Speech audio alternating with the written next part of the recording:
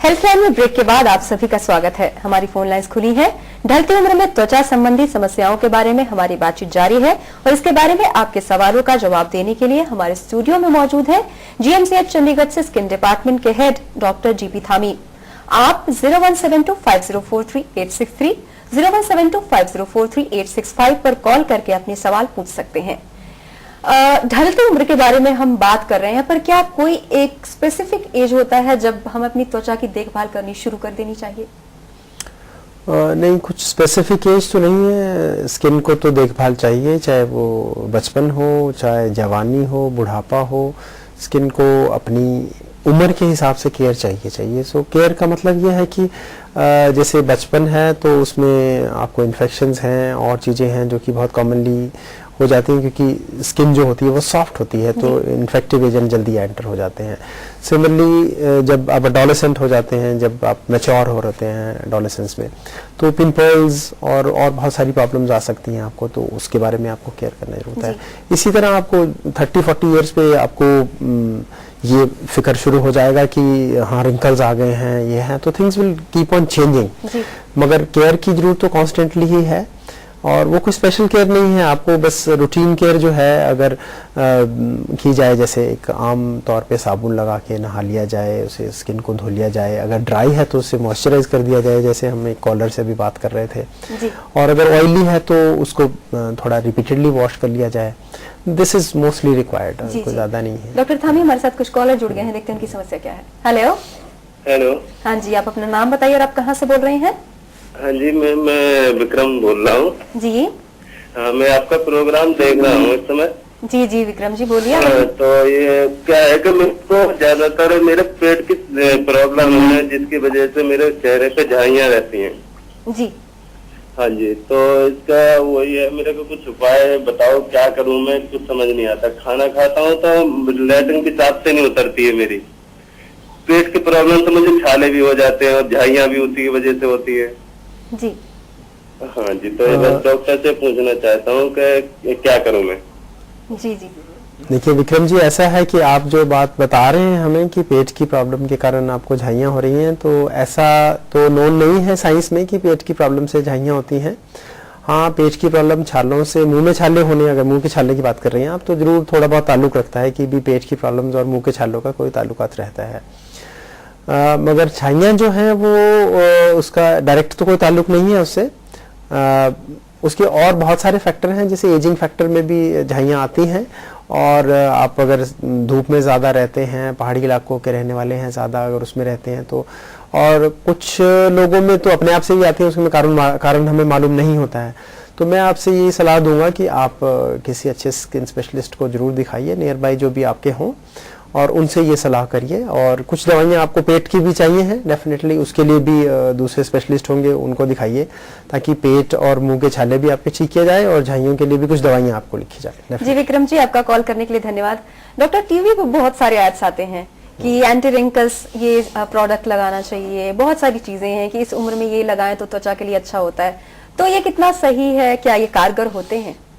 देखिए साइंटिफिकली अगर मैं आपसे बात करूं तो साइंटिफिकली एक ही ग्रुप ऑफ ड्रग्स हैं जिनको हम रेटिनॉइड्स कहते हैं जी। लगाने के लिए उसमें एक रेटिनोइन नाम की क्रीम मिलती है, दो एक ट्रेड नेम से आती है, वो रेटिनोए करके बहुत कॉमन ट्रेड नेम है उसका।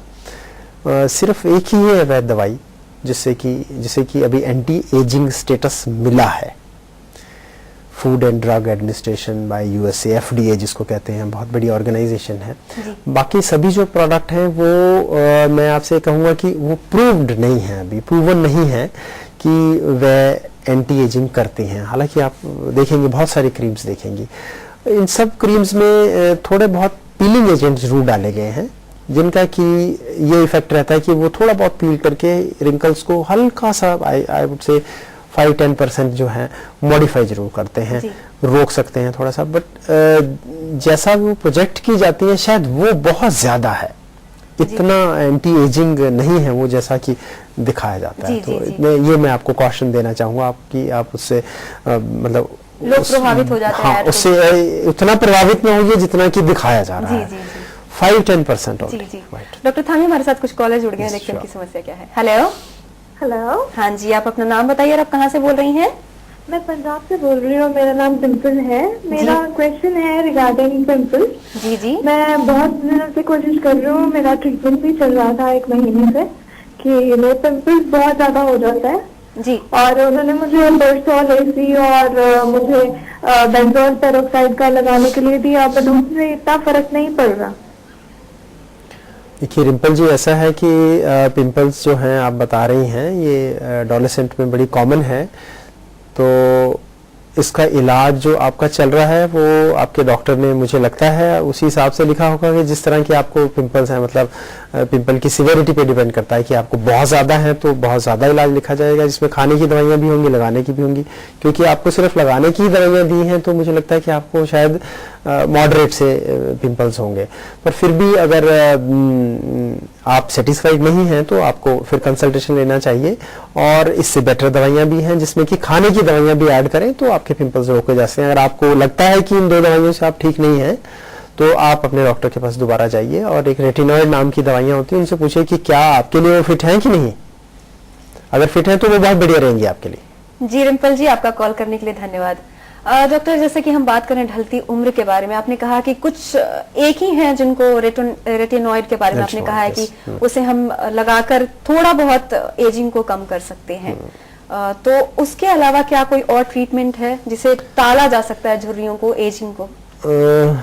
नहीं, और कोई ज्यादा ट्रीटमेंट तो नहीं है, साइंटिफिकली प्रूवन तो नहीं। मैंने बताया अनसाइंटिफिक तो बहुत सारे क्लेम्स एंड क्लेम्स हैं मार्केट में, पर प्रूवन तो वही है। बाकी स्किन जो है इस तरह रोका जा सकता है कि अगर आप एनवायरमेंटल फैक्टर्स को रोकें, जैसे धूप में जाते हैं और आप बहुत देर धूप में रहते हैं तो सनस्क्रीन लगाइए जी।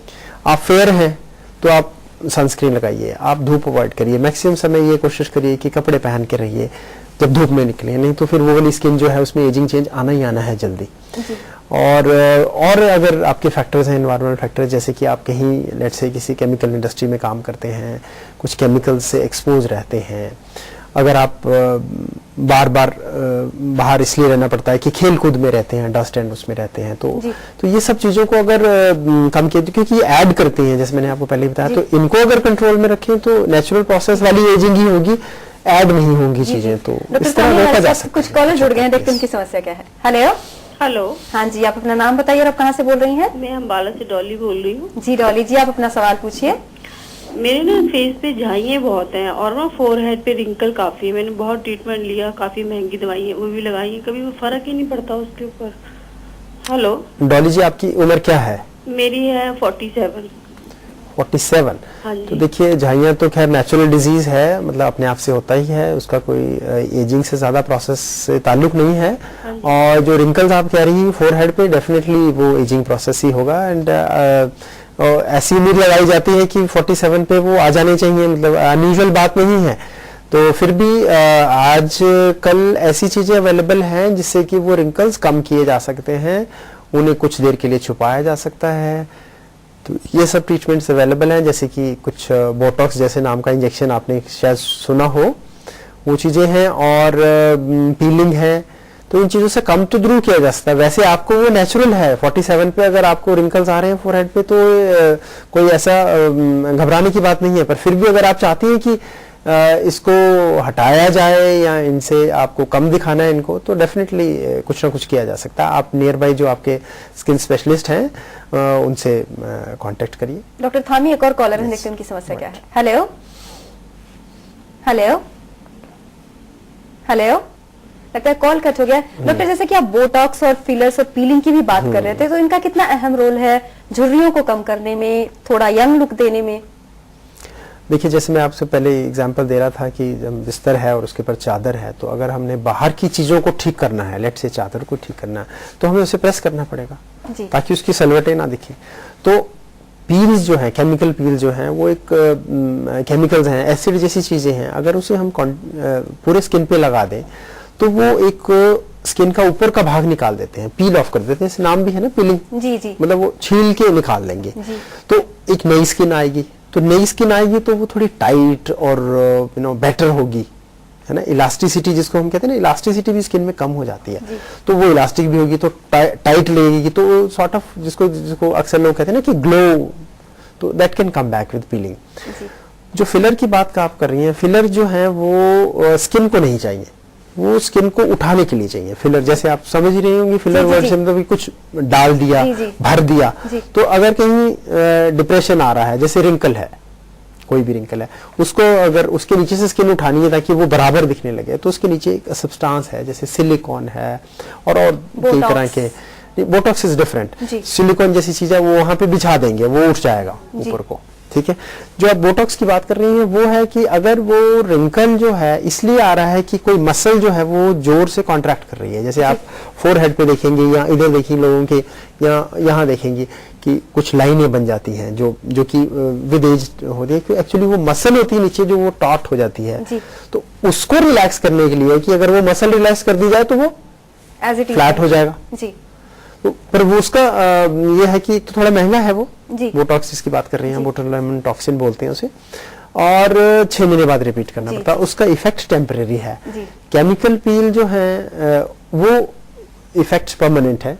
फिलर का भी ये है कि थोड़े दिनों बाद फिलर जो है वो बॉडी में घुल मिल जाता है, तो उसका इफेक्ट थोड़ा सा कम हो जाता है। तो हो सकता है आपको साल बाद, 2 साल बाद या 6 महीने बाद उसे उतना उभारने के लिए फिर दोबारा लगाना पड़ेगा। डॉक्टर थामी, आप हमारे स्टूडियो में ढलती उम्र के बारे में बातचीत की, आपका बहुत बहुत धन्यवाद। Thank you. तो ये था ढलती उम्र से त्वचा संबंधी समस्या से जुड़ा आज का हेल्थलाइन। कैसा लगा आपको हमारा ये कार्यक्रम, हमें जरूर लिखें। हमसे संपर्क करने के लिए हमारा ईमेल आईडी नोट करें, healthline@dayandnightnews.com। फिलहाल हेल्थलाइन में बस इतना ही, तब तक के लिए नमस्कार।